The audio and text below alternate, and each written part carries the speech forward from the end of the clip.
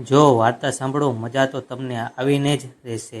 સુરત શહેરમાં વિવાન નામનો એક છોકરો રહેતો હતો. ખૂબ જ મસ્તીખોર, બધાને હસાવતો અને લાઈફને ફૂલ એન્જોય કરતો. એક દિવસ એની લાઈફમાં મીરા આવી હતી. મીરા ખૂબ જ સિમ્પલ હતી, પણ એની વાતોમાં એક અલગ જ મેજિક હતું. પહેલીવાર બંને લાઇબ્રેરીમાં મળ્યા હતા. એક જ બુક લેવા ગયા અને ત્યાંથી જ વાત શરૂ થઈ ગઈ.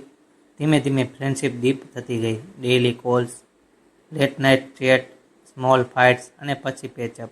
એક દિવસ વરસાદ પડતો હતો. વિવાને મીરાને કહ્યું, ચાલ આજે રેનમાં વોક કરીએ.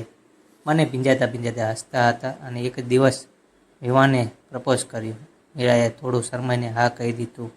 બંને માટે લાઈફ પરફેક્ટ લાગતી હતી, પણ ટ્વિસ્ટ અહીંથી શરૂ થાય છે. મીરાને હાયર સ્ટડી માટે કેનેડા જવાનો ચાન્સ મળ્યો હતો. એ ખૂબ જ ખુશ હતી, પણ વિવાન માટે આ શોખ હતો.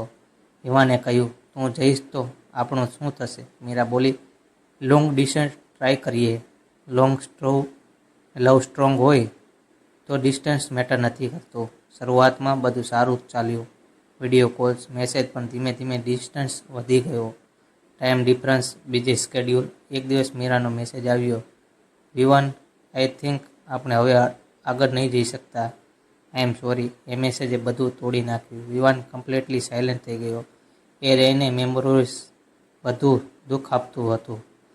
વર્ષો પછી એક દિવસ ફરી વરસાદ પડ્યો હતો. વિવાન કોફી શોપમાં બેઠો અને અચાનક જ સામે મીરા ઊભી હતી.